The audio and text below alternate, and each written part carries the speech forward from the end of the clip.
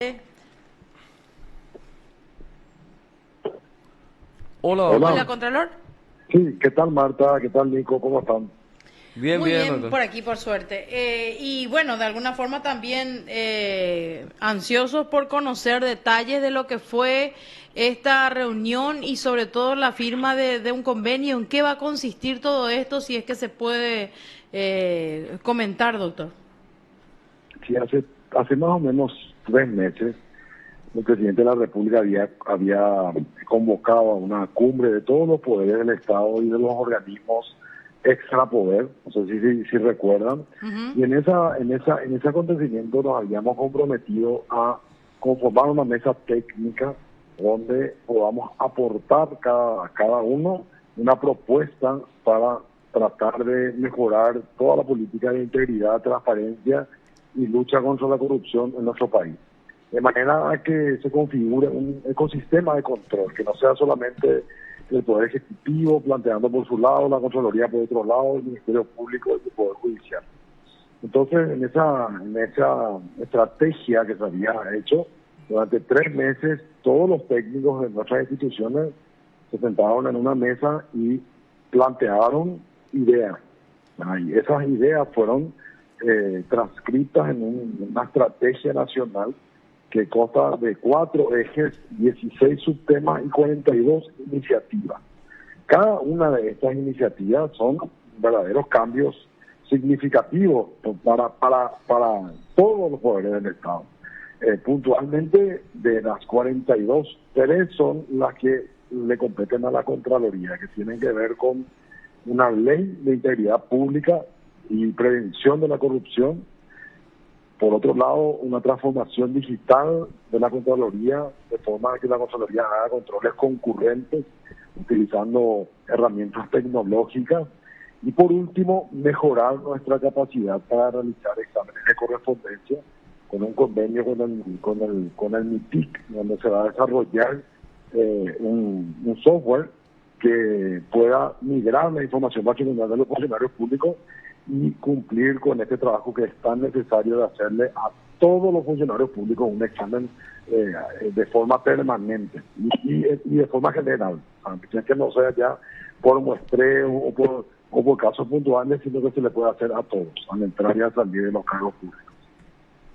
Ahora lo que mencionaste, doctor, respecto a este punto de la ley de integridad pública, en este punto específicamente se puede entender que no depende en cierta forma de manera exclusiva de la Contraloría, porque hablamos de una ley que evidentemente va a tener que ser primero propuesta, estudiada, debatida y promulgada también tanto por el Ejecutivo como primero por el Legislativo y luego por el Ejecutivo.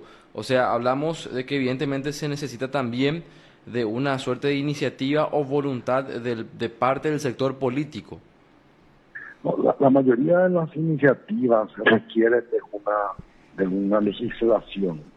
Es lo que yo le decía ayer, porque estaban los representantes del Poder Legislativo acá para que esto sea una realidad. Ayer se firmó la estrategia, se va a socializar con las organizaciones civiles, de manera que eso también sirva de una suerte de consulta a la sociedad, para que inclusive se puedan plantear mejoras o cambios dentro de la estrategia.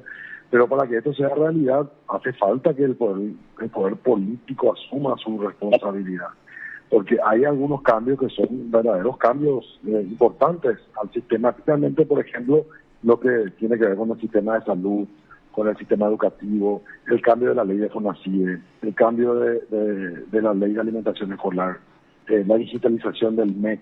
Son cosas que no van a ser fáciles de que los congresistas den su apoyo, pues son medidas difíciles de tomar, pero absolutamente necesarias. Y es lo que decíamos ayer, o sea, acá ahora se va a ser una carga para el sector político, que tenemos que ver si tiene la madurez de tomar esta decisión tan importante para nuestro país. Doctor, entonces podemos decir al final que este acuerdo depende otra vez de lo que pueda decidir el sector político, el Congreso en cuanto a al sancionamiento de leyes. O sea, porque si es que no se dan estas leyes, claro, o sea, se hizo un acuerdo, pero si no se dan eventualmente estas leyes, al final y al cabo se puede entender que este acuerdo va a quedar, como se dice coloquialmente, en el opareí, en la nada. No en todas las partes. Por ejemplo, en lo que concierne a la Contraloría hay 3 puntos, uno de los cuales requiere una ley, que es la ley de integridad pública. Los otros 2 requiere exclusivamente de exquisita voluntad de nosotros, que existe, por supuesto. O sea, eso va a pasar. De hecho, está luego en trámite ya en los otros 2 puntos, ¿verdad? Así mismo, el cambio de la ley de FONACIE requiere una nueva ley. Existen otras propuestas, pues es muy amplio. Estas 42 iniciativas, por ejemplo, la unificación del dominio en Paraguay, la unificación del catastro con registro, que es este RUN, Registro Único Nacional, que es tan importante para la inversión, inclusive privada, para lo que tiene que ver con las transferencias de inmuebles, o para que haya mayor inversión extranjera, que exista una seguridad jurídica en cuanto al registro de los inmuebles. Esto va a requerir una ley necesariamente, y no va a ser fácil. Justamente en la discusión, los ministros de la Corte, ellos no quieren perder la competencia que tienen hoy sobre el registro público. Claro. Entonces, eso va a requerir de un debate posterior, pero muchas de las 42 iniciativas se van a cumplir inmediatamente. Muchas tendrán que reforzarse con alguna iniciativa legislativa, pero lo importante es que la estrategia tiene plazos, es decir, se evaluó más o menos en cuánto tiempo esto se puede concretar. En el caso puntual de la ley de integridad, yo creo que es lo que se va a conseguir más rápido en el Congreso, ¿verdad? Por las conversaciones que tenemos nosotros, es una ley que está muy postergada. Lastimosamente, la Secretaría Anticorrupción, quien fue originalmente quien lideró la política de prevención en Paraguay, nunca pudo consolidarse, nunca pudo conseguir una ley orgánica. De hecho, hoy le estaba explicando a algunas personas del Banco Mundial, todas las iniciativas realizadas por la Secretaría Anticorrupción, luego en seno del Congreso fueron modificadas, como la ley de emergencia y la ley de conflicto de interés, y siempre se le dio a la Contraloría la competencia de ser el órgano rector de estas leyes. Y esto era algo que iba a terminar siendo así, que se le traslade a la Contraloría la competencia de liderar la política de prevención. ¿Por qué? Sencillamente porque la Contraloría es un órgano, primero, que responde al Parlamento, segundo, que tiene rango constitucional y su ámbito de cobertura es nacional. Sí. Es decir, si una Secretaría del Poder Ejecutivo lidera la política anticorrupción y va al Poder Judicial a querer imponer su política, el Poder Judicial le va a decir, yo soy otro poder del Estado. O sea, conmigo, y lo mismo con la Fiscalía y con el Poder Legislativo. Sin embargo, siendo la Contraloría un órgano constitucional, es más probable que las políticas de prevención puedan ser aplicables de manera más eficiente si lo lidera la Contraloría. Claro. Ahora bien, doctor, este tema de los plazos, ¿de cuánto más o menos estamos hablando? Y agrego también el otro punto respecto a la ley de integridad. ¿Ya hay algún proyecto presentado, al menos algún borrador, como para facilitar ya, digamos, el tratamiento? No, el borrador está totalmente culminado. Esto se puede presentar la semana que viene. Ojalá que se presente, que por lo menos tenga media sanción este año. Yo creo que en 6 meses esto puede ser una realidad. El plazo que se estipuló creo que es de 12 meses, como un plazo máximo. Pero creo que yo ayer hablé con el presidente de la Cámara de Diputados, con el doctor Raúl Latorre, y él vio con muy buenos ojos y me dijo, voy a tratar de aprobarlo este año. Si es que se puede, eso sería realmente muy bueno. Claro. Marta. Ahora, con respecto a esta normativa, ¿qué pretende concretamente, doctor? Lo de la ley de integridad, ¿te referís, Marta? Sí, inicialmente Bueno, que era uno de los principales puntos. Sí, la idea es que se cree una ley nacional de integridad pública, de prevención y transparencia y lucha contra la corrupción, que pueda potenciar las unidades de transparencia y anticorrupción que existen ya hoy en día en todos los organismos del Estado, y que la Contraloría, conjuntamente con el Gabinete Civil, sean los encargados de monitorear las políticas de integridad y prevención en todo el territorio nacional. exista parte, unas iniciativas que son a largo plazo, pero que a mí particularmente me gustan mucho, que tienen que ver con hacer un convenio con el Ministerio de Educación e incluir en la malla curricular de los niños ciertas enseñanzas que tienen que ver con valores y políticas de integridad. Eso estamos trabajando ya actualmente en un convenio con el Ministerio de Educación a los efectos de que podamos también enseñarle valores a los chicos, ¿verdad? Esto es algo ya a largo plazo, pero que es trascendental para nuestro país. Nosotros somos todavía una sociedad muy complaciente con la corrupción. Estamos habituados a normalizar situaciones que son irregulares. Por eso, claro, nosotros tenemos que ser un órgano siempre también represor, reactivo, pero lo que queremos proponer es completar esto con un rol más de prevención. Y esto es muy amplio, ¿verdad? Pero básicamente lo que hace es organizar todo lo que tiene que ver con el centro de denuncias de todo el poder público, de todo el Estado paraguayo, y coordinar estas unidades que se llaman UTAR, que son las unidades de transparencia y corrupción a nivel nacional. Y esto puede ir desde unificar los criterios de códigos de ética de todas las instituciones públicas hasta a modificar los reglamentos internos, a dar charlas para que concientizar a los funcionarios públicos, desde eso hasta el seguimiento de las denuncias que tienen los funcionarios públicos. Ahora, doctor, a ver, evidentemente hay una sensación, una percepción, más que nada diría, de cómo está actualmente el índice de corrupción en nuestro país. La gente básicamente se mide a través de las noticias, de lo que informan los medios, o hacen repercusión de la propia información que muchas veces publican los entes gubernamentales como la propia Contraloría. En este plazo de 12 meses, cuando se cumpla, en caso de que todos los objetivos trazados en este acuerdo lleguen a concretarse, ¿cómo el ciudadano de a pie va a sentir que la corrupción evidentemente se ve mermada o ha disminuido o perdido fuerza al menos gracias a este acuerdo? O sea, ¿cómo se va a sentir eso? Yo creo que la corrupción no se puede eliminar de forma absoluta, ni acá ni en Noruega, por decirlo de alguna manera. Pero hay mecanismos y pasos que hay que tomar para que se vaya reduciendo. Por ejemplo, incorporar la transparencia dentro de la gestión pública. Eso es trascendental. Sí. Yo siempre digo, hay un autor español que a mí me gusta mucho que decía, la transparencia es para el sector público lo que el mercado es para las empresas. Es decir, es un requisito absolutamente necesario. Entonces, hay que hacer que toda la gestión pública sea más transparente. Por otro lado, tiene que haber una cultura de integridad. Es lo que le decía de educar.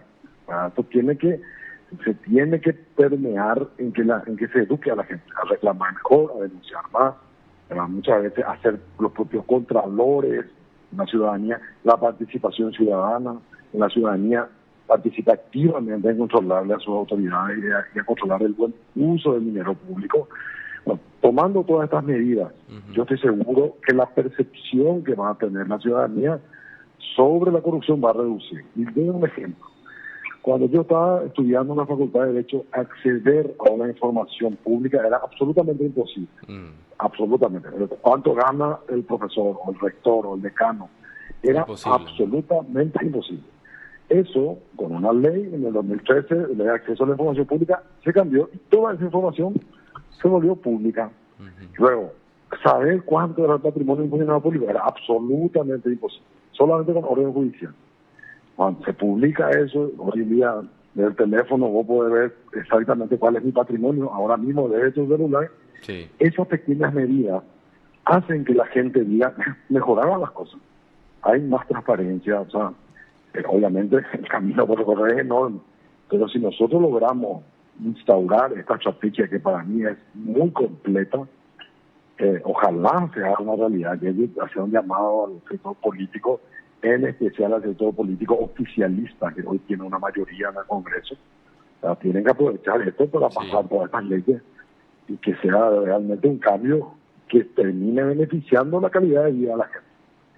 Y yo estoy muy optimista. Ahora, esta mañana tuve una entrevista que me decían todos los aspectos negativos. Le decía, bueno, déjame ver el vaso medio lleno. Porque realmente son iniciativas. Claro, si vos me decís, no, pues el sector político nunca va a aprobar esa ley, y ahí claro, si no pasa eso, no pasará nada, obviamente, ¿verdad? Pero estamos tratando de hacer la gestión, ¿verdad? De proponer ideas, de impulsar esas ideas, y ojalá que sea una realidad a corto plazo. Ahora, doctor, la firma de un acuerdo de esta naturaleza podría afectar eventualmente, porque hablamos de poderes, hablamos de entes gubernamentales que suscriben este acuerdo. ¿Se puede hablar eventualmente que esto podría vulnerar la autonomía o la independencia de los poderes? En absoluto, y está transcrito oficialmente en el documento. Cada institución debe trabajar conforme a su rol constitucional y tiene sus funciones delimitadas dentro del ámbito de su competencia. A nosotros, por ejemplo, la Contraloría audita y si encuentra un hecho punible, remite al Ministerio Público. Yo no me puedo involucrar en el trabajo del Ministerio Público, categóricamente. Sí. Pero puedo coordinar con el Ministerio Público quizás alguna estrategia de que funcione un poco mejor nuestro relacionamiento. Porque quizás para la Contraloría un delito, para el Ministerio Público no. Entonces vamos a coordinar, porque si no estoy trabajando enviando reportes de hecho punible sobre cuestiones que para el fiscal no es un hecho punible. Entonces deberíamos coordinar. Esa coordinación genera una muy buena práctica que en otros países se denomina el ecosistema de control. Y eso es algo que el presidente lo vio con muy buenos ojos, porque nadie tiene el poder de convocatoria. O sea, yo no puedo como contralor traerle a sentarle al presidente de la Corte a mi mesa porque probablemente no me va a atender el teléfono. Sin embargo, si es el presidente de la República, o quien sea el presidente, no me refiero a este presidente, cualquier presidente, la oficina de la presidencia de la República, quien convoca, naturalmente todos los poderes del Estado asisten a dicha convocatoria. Y es una oportunidad única. Esto yo vi en Chile, en Ecuador, en Colombia, tiene muy buenos resultados, ¿verdad? Que haya coordinación, pero claro, cada uno dentro del límite de su competencia constitucional. Ninguno puede injurdirse ni al Poder Ejecutivo, ni al Poder Legislativo, ni al Judicial. Tiene que haber un recíproco control e independencia. Pero no hay que verlo con malos ojos, yo todo lo contrario. Yo soy un fanático de que nos pongamos de acuerdo en las cosas que hay que mejorar. Sí. Si podemos mejorar, es mejor ya ponernos de acuerdo en eso. Doctor, ahora también quería aprovechar la oportunidad, obviamente si es que se puede, si es que no hay inconveniente, de consultarle sobre otros temas.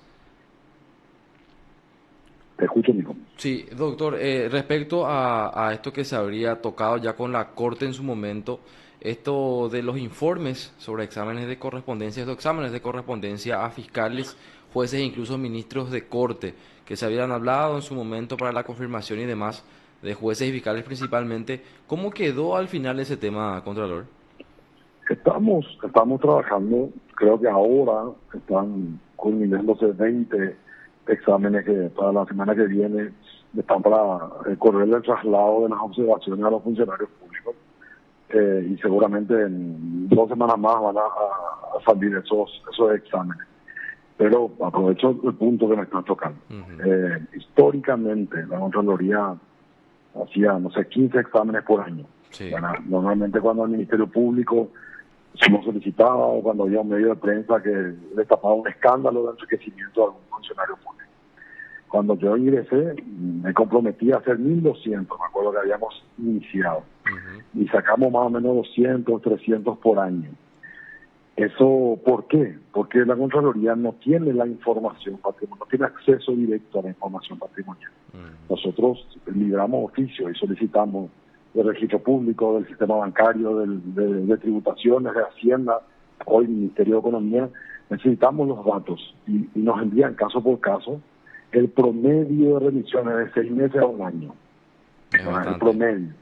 Entonces, el sistema no funciona. O sea, esto nosotros deberíamos hacerlo en una semana. Sí.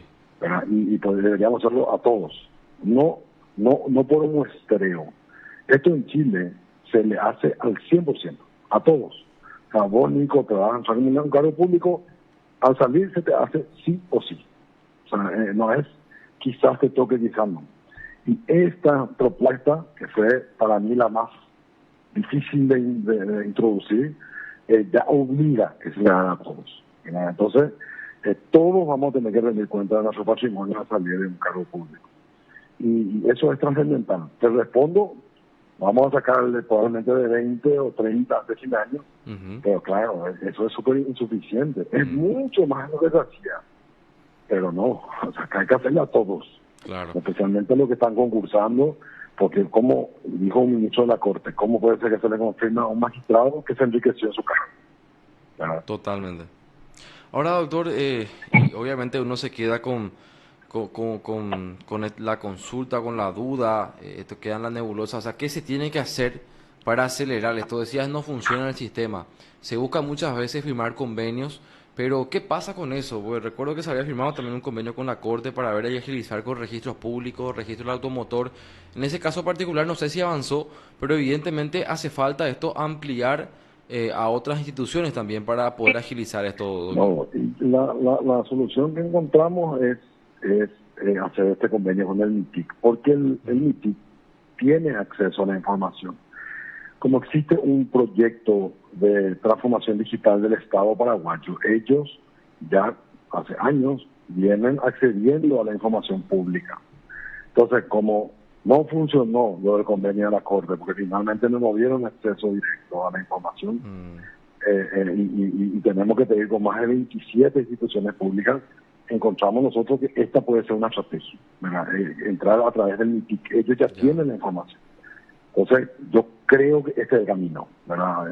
Y encima es barato. Eso le dije ayer al ministro del MITIC, un software que nos ayuda a nosotros a comparar los ingresos y los gastos del funcionario versus su crecimiento, nos cuesta mucho. O sea, no estamos hablando de esos proyectos digitales de cientos de millones de dólares, ¿no? Esto es un software que cuesta miles de dólares, ¿verdad? Y que se puede desarrollar en 3 meses.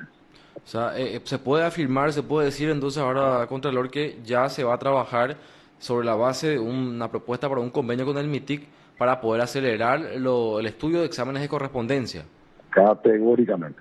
Antes de fin de año ese convenio va a estar firmado y antes del transcurso del término del año que viene va a estar implementado, sin lugar a dudas. Perfecto. Y bueno, doctor, la última consulta que me queda, a menos de mi parte, es ¿qué pasó con la auditoría que se inició ya en el Ministerio Público? ¿Eso sigue? ¿Ya concluyó? ¿Hay algún informe sobre eso, doctor? De la gestión de la doctora Sandra Quiñones, consulta. Realmente no existe un informe final. Creo que la auditoría, dentro de la documentación que pudo acceder, porque mucha de esa documentación obra ante el Tribunal de Cuentas, que como creo que vos sabés, Nico, esto es una histórica polémica que existe entre el Poder Judicial y la Contraloría por las competencias que los dos reivindicamos que tenemos para hacer revisión de ejecución presupuestaria, y la gente que acciona contra una ley que justamente nos da la potestad a nosotros y remite al Tribunal de Cuentas elude el control de la Contraloría. Y eso el Ministerio Público es uno de los casos. Y entonces hay cierta documentación requerida que nunca fue entregada al equipo auditor. Igual entiendo que siguió la auditoría, pero va a salir un informe con muchísimas limitaciones. Va a tener que decir, tal objeto de gasto no se pudo verificar por esta limitación. Es una verdadera pena y es una situación que lastimosamente a nosotros no es como un chaleco de fuerza que tenemos en nuestro trabajo misional, ¿verdad? Planteamos una ley que tiene ya sanción de parte del Congreso, estamos esperando que se promulgue para ver si da salida a este asunto. Este informe final sobre la auditoría de la Fiscalía, doctor, ¿se estaría teniendo ya para este año, pese obviamente, incluida con estas documentaciones o estas falencias que nos dijiste, estas limitaciones, en realidad? Realmente no sé, no creo que salga este año. Seguramente se va a tener que ampliar y va a salir para el año que viene. Ya, perfecto. Bueno, la verdad que se abordaron bastantes temas, doctor, y bueno, yo creo que evacuó todas nuestras inquietudes, don Lucas Saracho, así que nos resta agradecerle, doctor, y desearle un buen resto de jornada y por supuesto incluso un buen fin de semana, Contralor. Igualmente para ustedes, Marta, gracias por el llamado a su orden. Muchas gracias, doctor. Usted está escuchando PDS. Bueno, hablamos largo y tendido con el Contralor General de la República, temas muy importantes. Lo último es como que desinfló nomás el globo, Sí. Evidentemente, ¿eh? Y eso que